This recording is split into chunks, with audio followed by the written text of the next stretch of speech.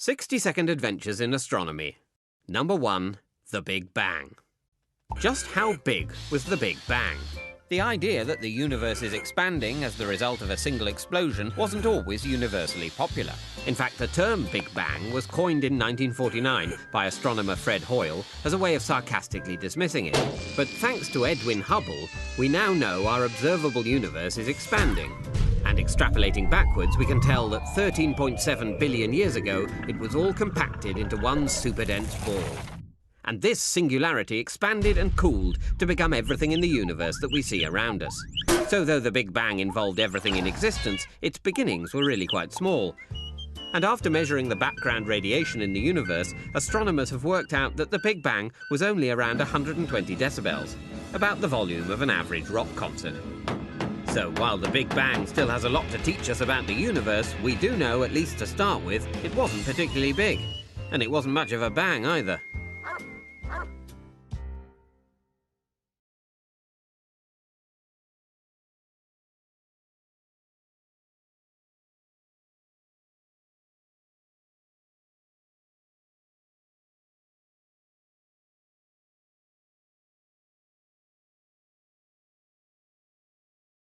"60-second adventures in astronomy. Number 2.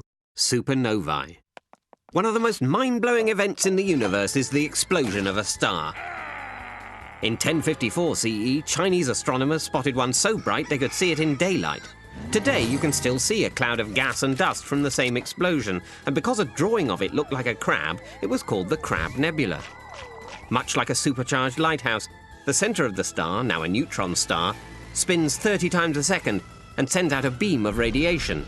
Several thousand of these have been discovered, each about 20 kilometers across, but with a mass similar to the Sun. If we could imagine a cup full of neutron star matter, it would weigh 100 billion tons. But supernovae are more than just impressive bangs. Life-forming elements like carbon and oxygen were created inside stars.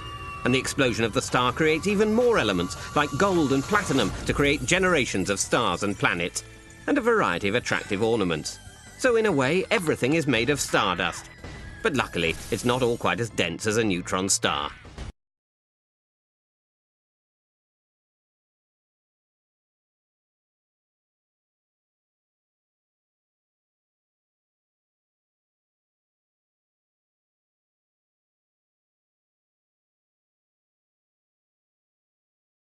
"60-second adventures in astronomy. Number 3. Exoplanets. Like fussy holidaymakers looking for a home from home, astronomers are fascinated by finding planets similar to Earth beyond our solar system. But planets outside our solar system, known as exoplanets, are difficult to spot because they get lost in the glare from the star they orbit, like a mosquito flying around a street lamp. So how do you see something that's effectively invisible? Observing the changing appearance of some stars, astronomers found that an exoplanet could be detected by measuring the effect of its gravitational pull on the star it orbits. Some can also be detected if they pass in front of their star, causing its light to dim slightly, like a wink. You can even work out the planet's mass and size from the amount of the star's wobble and the depth of its wink, which gives us a pretty good idea of what it's made of. Some exoplanets may even contain water because they orbit their stars in the Goldilocks zone. Any further away they'd be too cold, any closer too hot. And although hundreds of exoplanets have been discovered, astronomers haven't yet found one that's just like the Earth. Who needs a second home anyway?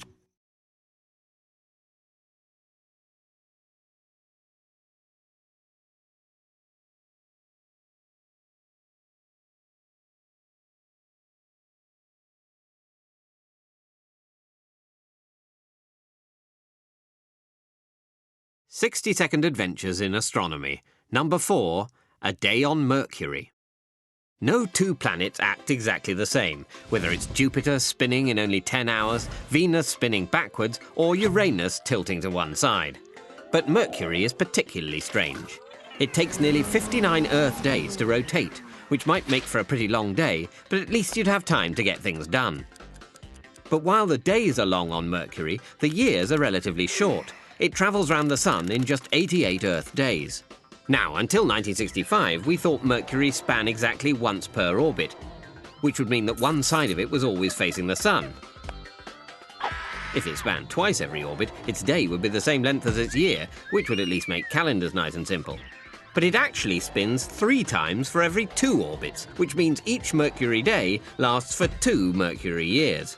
So while you might get a bit bored waiting for the evening, at least you'd be able to celebrate your birthday twice a day, even if you had to share it with everyone else.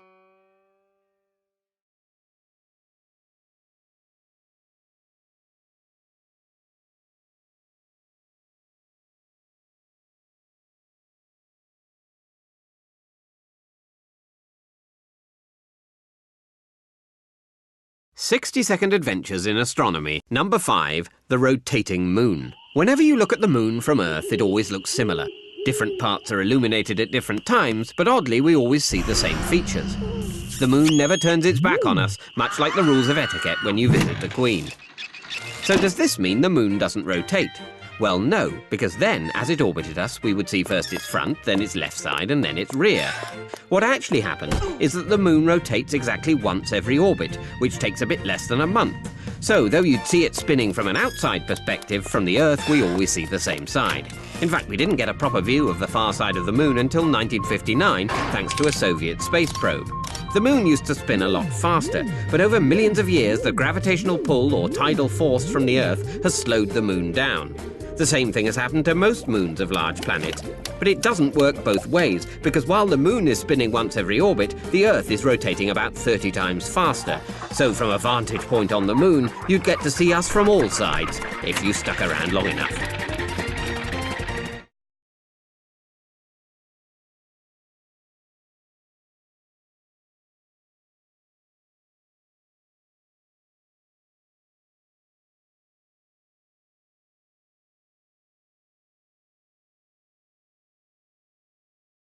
"60-second adventures in astronomy. Number 6, life on Mars. For centuries, writers, astronomers and David Bowie have been asking, is there life on Mars? The idea that we're alone in the universe seems incredible, so people have dreamed up all types of alien.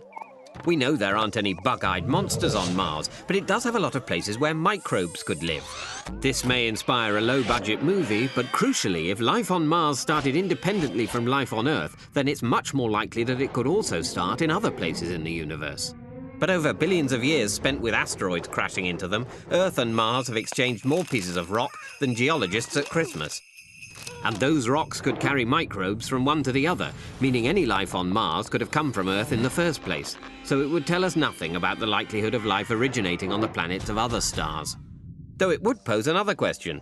Did life on Mars come from Earth, or did life on Earth originally come from Mars? In which case, Martians could be a lot closer to home than we thought.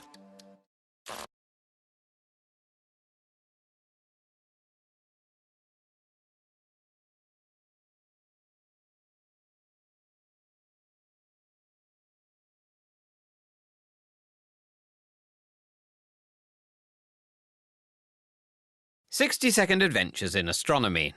Number 7, event horizons. Just what is the point of no return? Karl Schwarzschild was a German physicist who not only served in the First World War, but at the same time managed to work out the exact distance from the centre of a black hole to the point where gravity becomes so strong that even light can't escape. This is the point of no return, also known as the event horizon, because much like the normal horizon, beyond it nothing can be seen. But it's not just black holes that have event horizons. The expansion of the universe is accelerating, meaning the space between distant galaxies and us is expanding so quickly that their light can't travel fast enough ever to reach us. So the whole universe is a bit like an inside-out black hole.